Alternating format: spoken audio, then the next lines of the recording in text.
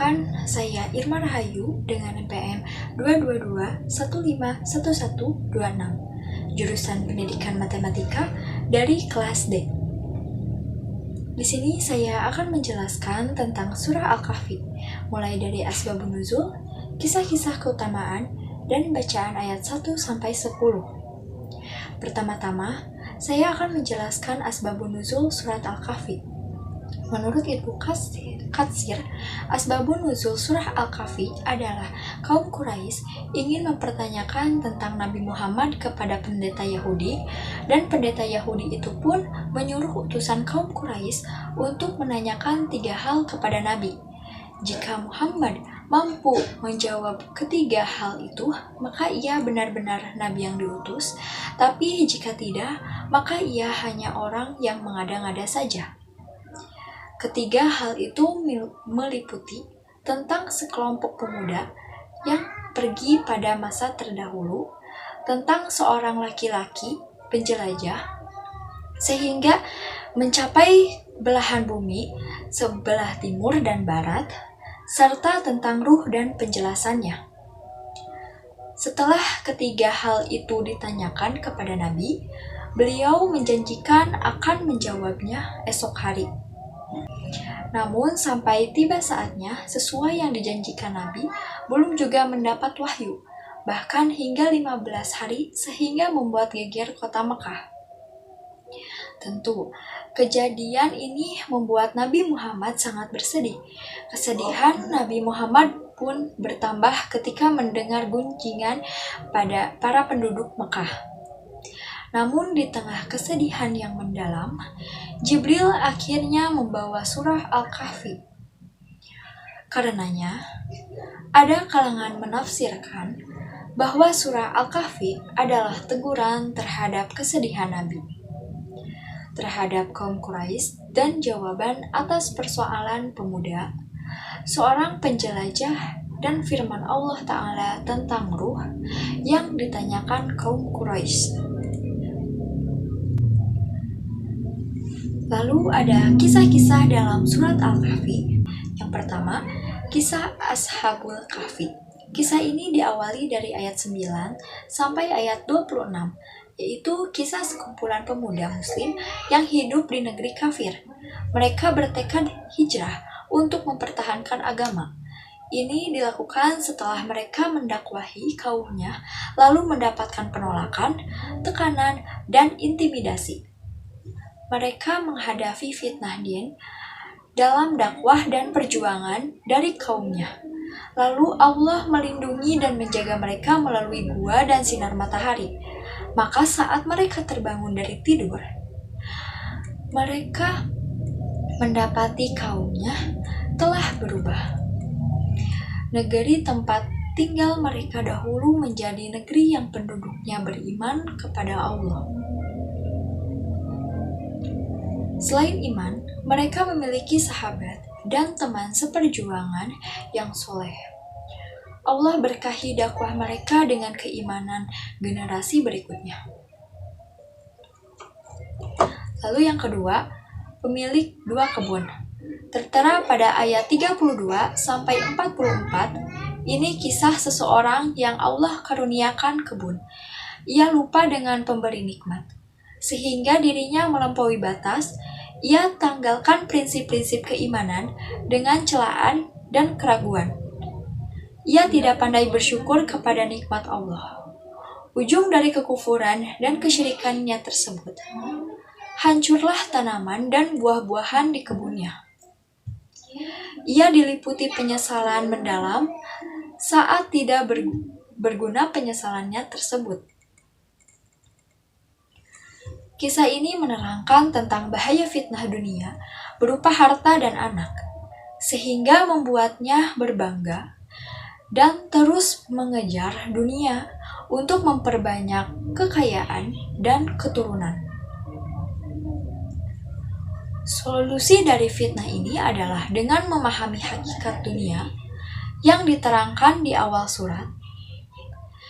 Sesungguhnya kami telah menjadikan apa yang di bumi sebagai perhiasan baginya, agar kami menguji mereka Siapakah di antara mereka yang terbaik perbuatannya?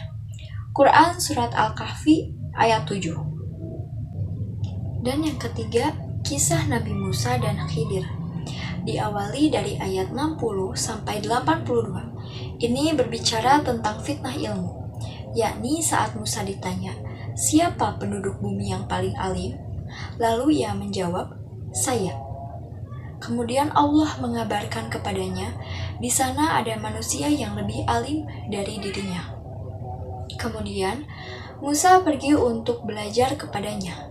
Dan ternyata Nabi Musa benar-benar paham ada hikmah ilahiyah yang Allah berikan kepada selainnya. Sehingga dirinya kemudian tersadar. Ini merupakan penyakit orang yang berilmu terlalu bangga dengan ilmunya dan merasa paling alim sedunia. Solusinya dengan menanamkan sikap tawadu dalam diri. Keempat, kisah Zulkarnain. Kisah yang berbicara tentang raja mulia yang menguasai ilmu dan kekuatan ini dimulai dari ayat 83 sampai 101. Ia mengelilingi dunia dan menebarkan kebaikan di muka bumi. Ia menolong manusia di atasnya. Ia mampu membendung kejahatan Ya'juj dan Ma'juj dengan membangun tembok raksasa atau benteng yang mengurung makhluk perusak tersebut. Kemampuan istimewanya yang lain, Zulkarnain berkomunikasi dan mengorganisir kekuatan kaum yang hampir-hampir mereka tak kuasai, memahami perkataan manusia lain dan tidak bisa memahamkan mereka dengan tutur katanya. Kisah ini mengabarkan ujian kekuasaan, sehingga tidak sewenang-wenang berbuat aniaya dan membuat kerusakan di muka bumi. Zulkarnain sosok penguasa yang tidak terfitnah dengan kekuasaan dan kekuatannya. Ia gunakan karunia Allah tersebut untuk mencari akhirat dan membuat perbaikan di muka bumi dan menolong manusia lemah di atasnya. Lalu ada 4 keutamaan dalam surat Al-Kahfi. 1. Diampuni dosa antara 2 Jumat. 2. Mendapatkan ridho Allah Subhanahu wa Ta'ala. Yang ketiga, terhindar dari fitnah Dajjal. Yang keempat, dijaga dari gangguan setan. Dan yang terakhir, sebagai pengingat akan hari kiamat. Selanjutnya, saya akan membacakan Quran Surat Al-Kahfi ayat 1 sampai 10. A'udzu billahi minasyaitonir rajim. Bismillahirrahmanirrahim. Alhamdulillahillazi anzala ala abdihil kitaba wa lam yaj'al lahu iwaja. Qayyiman liyunzira ba'san syadidan min ladunhu wa yubashshirul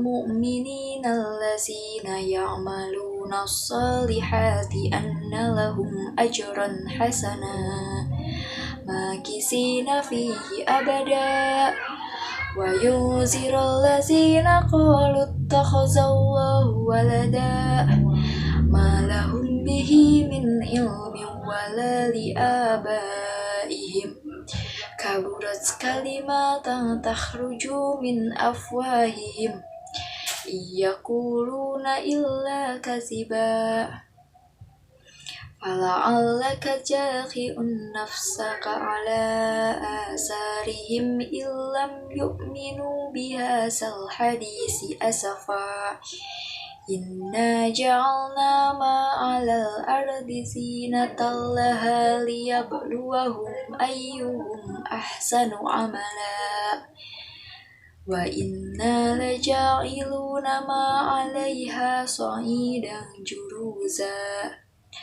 Am hasibta anna ashabal kahfi warraqimi kanu min ayatina ajaba.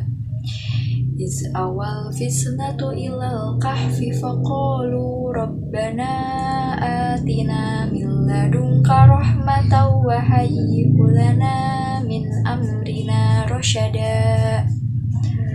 Shadaqallahul azim. Sekian penjelasan dari saya mengenai surat Al-Kahfi. Mohon maaf apabila ada kesalahan. Terima kasih atas perhatiannya. Wassalamualaikum warahmatullahi wabarakatuh.